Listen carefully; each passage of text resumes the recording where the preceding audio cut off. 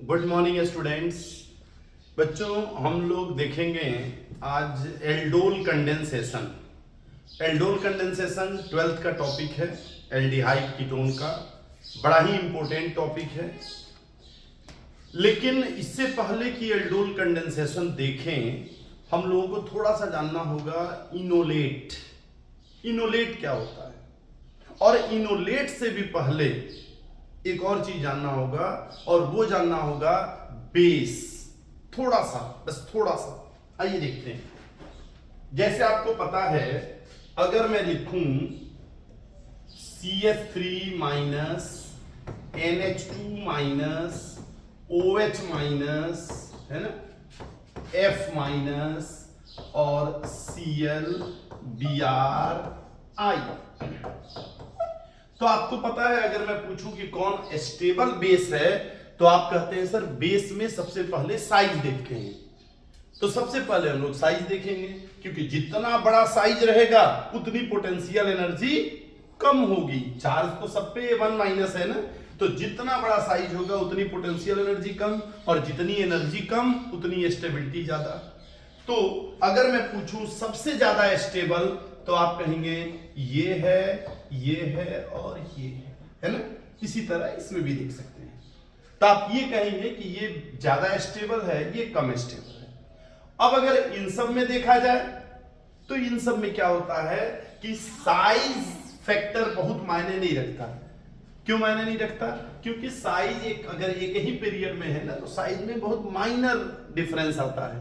तो यहां क्या देखेंगे हम लोग? यहां देखते हैं इलेक्ट्रोनिगेटिविटी। तो इसकी इलेक्ट्रोनिगेटिविटी ज्यादा है, तो ये ज्यादा स्टेबल, ये और फिर ये। अब आप कहेंगे ये स्टेबिलिटी आप क्यों बता रहे हैं?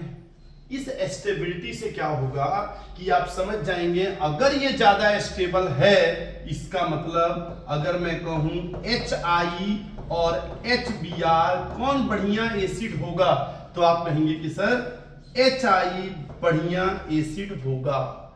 क्यों HI बढ़िया एसिड होगा? HI अच्छा एसिड होगा क्योंकि अपने H को जैसे निकालेगा I माइनस स्टेबल हो जाएगा। HF उतना बढ़िया एसिड नहीं होगा क्योंकि वो अगर अपने H को निकाला तो बहुत स्टेबल नहीं है। अब देखिए कम स्टेबल है। तो अगर आप एसिडिटी देख रहे हैं, तो आप ऐसे ही कहते हैं कि सर ये अच्छा एसिड, ये एसिड है ना, ये एसिड और ये है बेस, ये है बेस। यानी कौन सा बेस बढ़िया है? I माइनस स्टेबल बेस है, CH3 माइनस थोड़ा वीक बेस है। अच्छा जी, अब आगे देखते हैं। अगर मैं CH3 के बारे में ही केवल बात करूं, मैं बाकी सबके बारे में अभी बात नहीं कर रहा हूं। यहां हमें क्या देखना है? या तो CH3 माइनस या O माइनस। तो अगर मैं CH3 माइनस के बारे में बात करूं, तो आप ऐसे देखिए,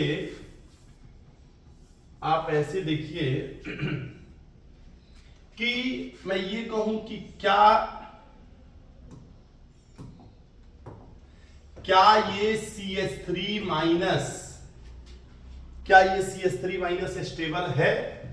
तो आप कहेंगे हाँ हो सकता है, किसी से कंपेयर कराइए तब, क्योंकि कार्बन पे माइनस बहुत स्टेबल नहीं होता, भले वो नॉन मेटल है। तो मैं कहूं क्या इसके रेस्पेक्ट में स्टेबल है?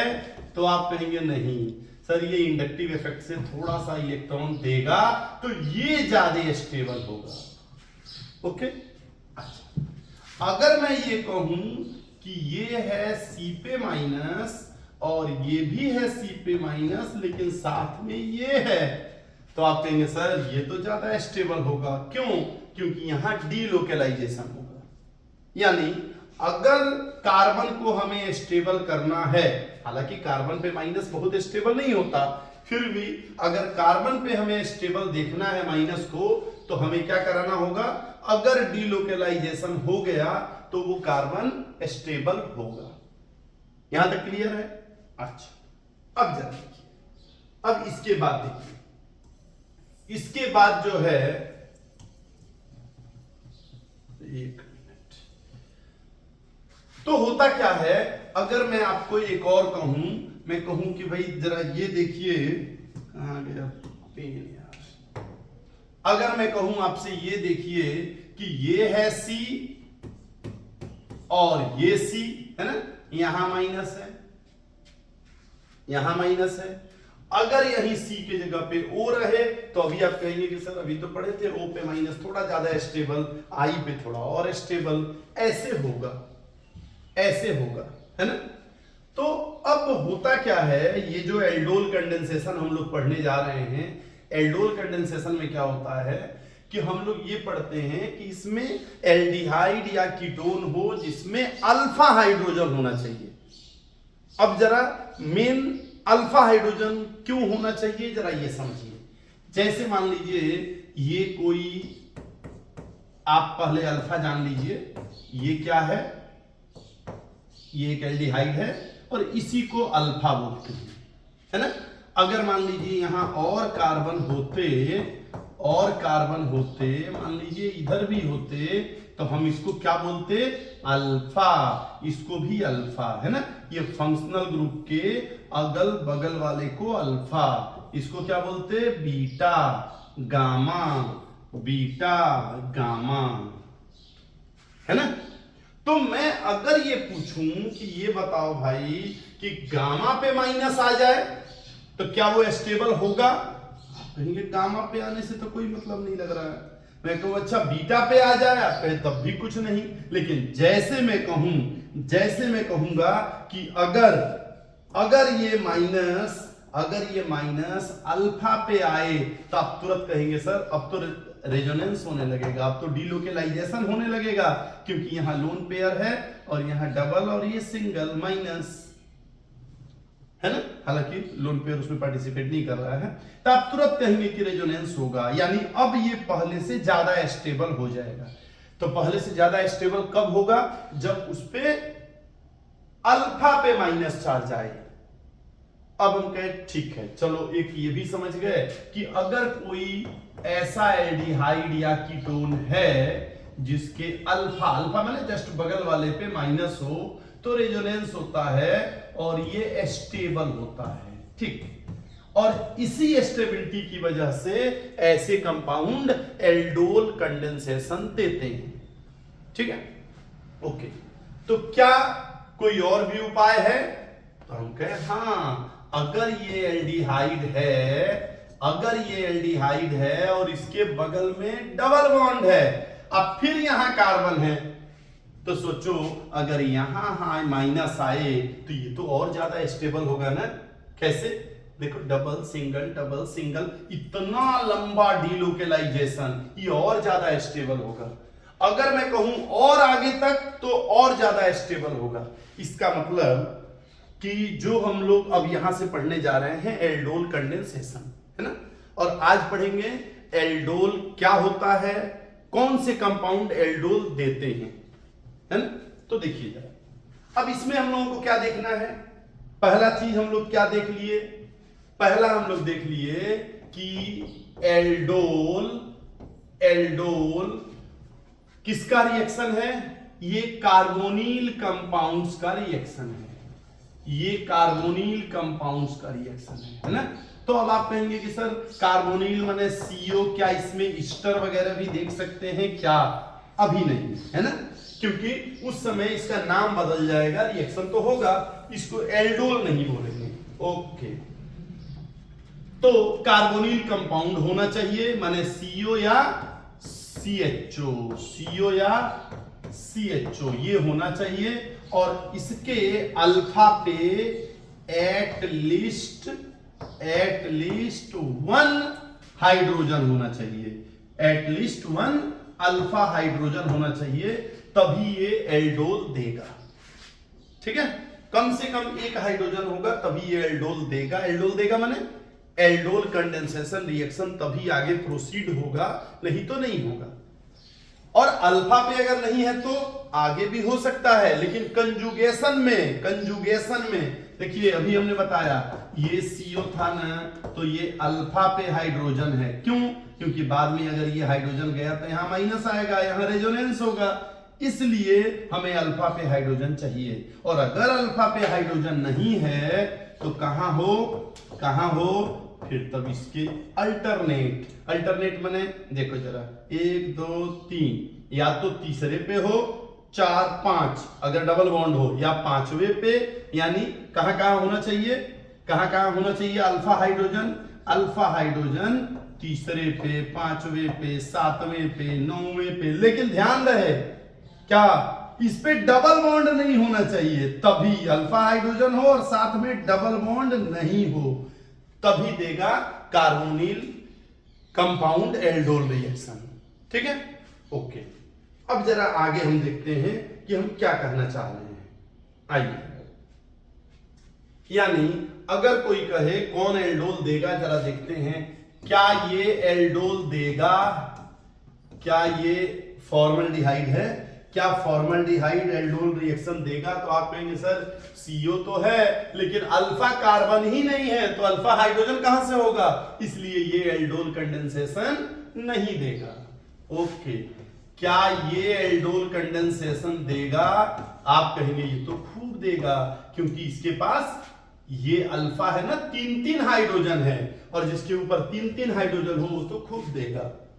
ठीक है, यानी ऐसे कोई भी कंपाउंड जिसके इधर C हो, इधर 2 कुछ भी लगे हो, कुछ भी, इधर 2 कुछ भी लगे हो, इधर कुछ भी लगे हो, इधर कुछ भी लगे हो, लेकिन एक तो हाइड्रोजन होगा ना भाई, एक तो हाइड्रोजन होगा ना, या तो इधर एक हाइड्रोजन है तो वो एल्डोल कंडेंसेशन देगा, या तो इधर हाइड्रोजन है एक तो वो एल्डोल कंडेंसेशन देगा।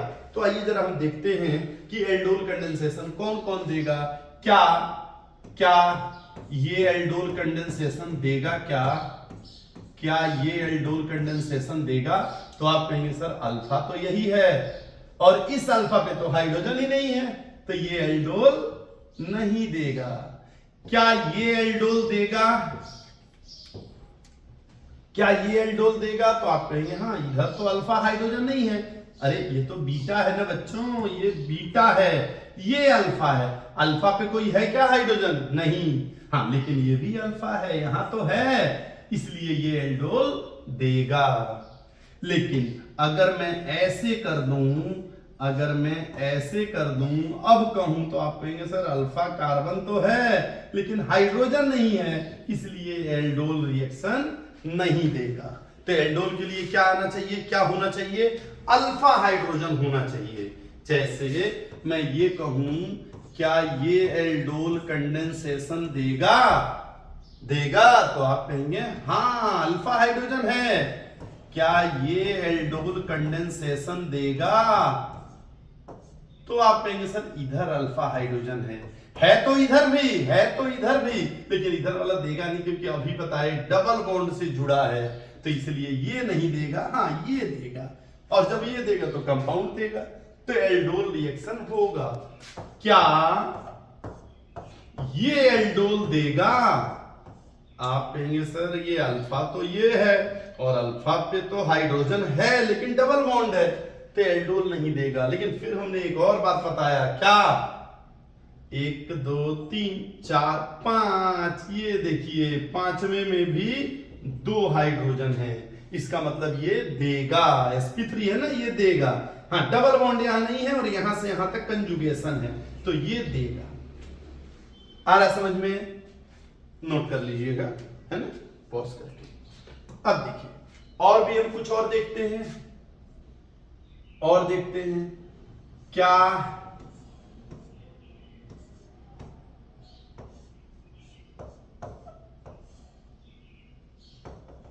क्या ये देगा? अब जरा देखिए, तो आप कहेंगे कि सर देगा, क्यों? क्योंकि यहां तो अल्फा हाइड्रोजन है और अल्फा हाइड्रोजन जाएगा तो यहां माइनस आएगा, तो फिर तब तो रेजोनेंस होगा ही, इसलिए देगा। हाँ अब ये स्टेबल होगा नहीं होगा वो बात की बात है, फिलहाल देगा। क्या ये देगा?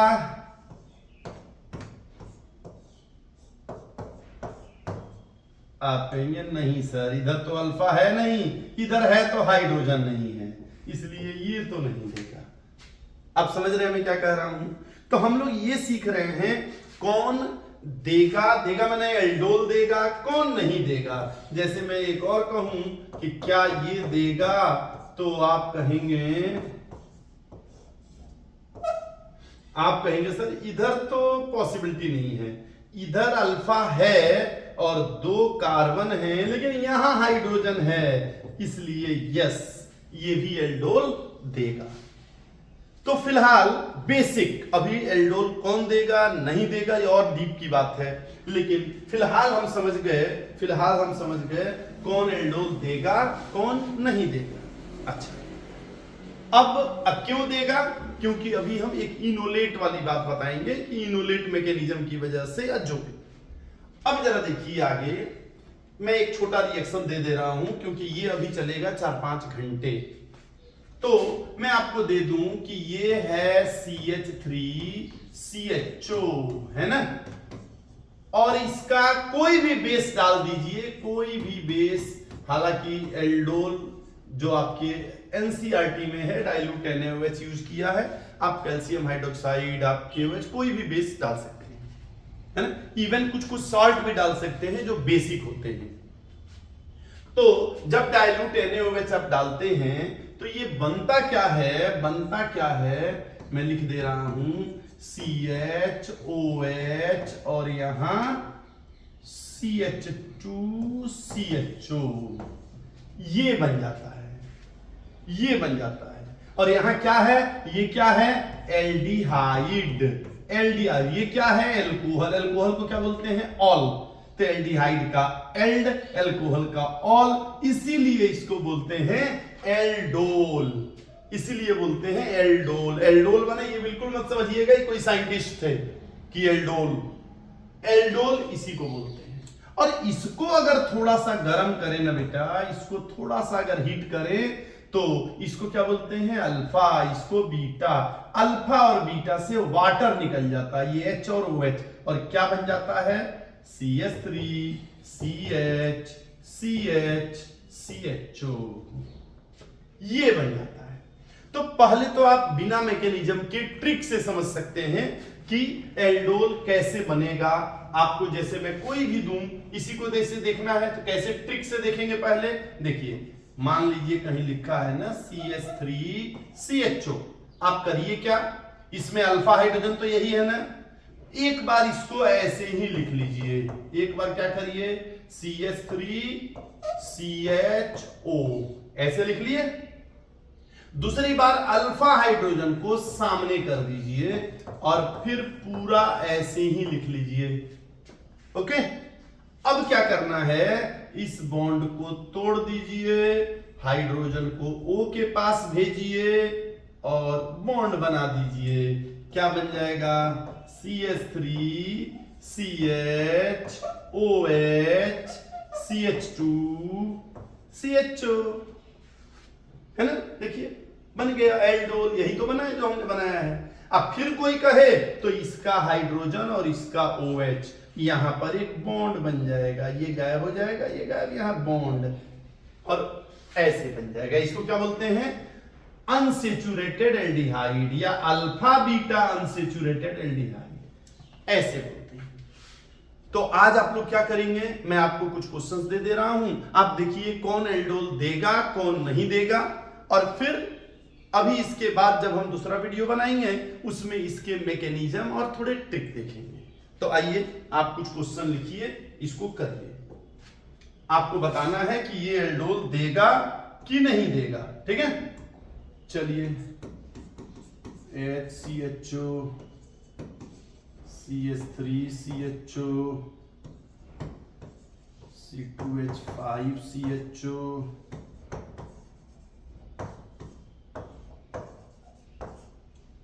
CCHO, है ना, इसको मैं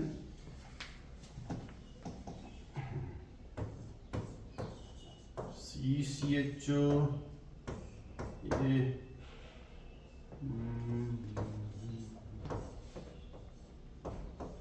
ये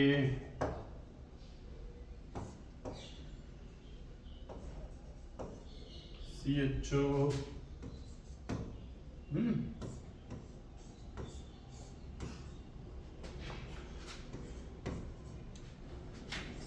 CHO CHO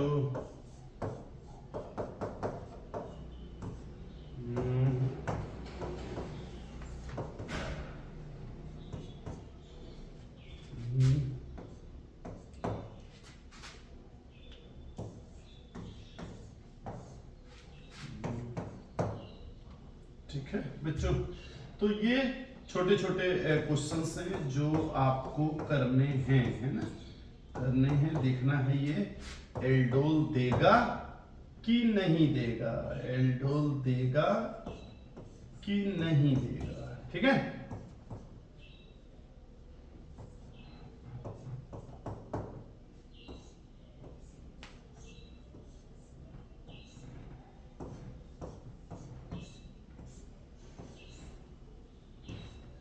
है ना, ये आपको बताना है। फिलहाल इतने क्वेश्चंस हैं, एल्डोल देगा कि नहीं देगा, इसको करिए, करके बताइए, फिर मैं आगे बता रहा हूँ। Thank you.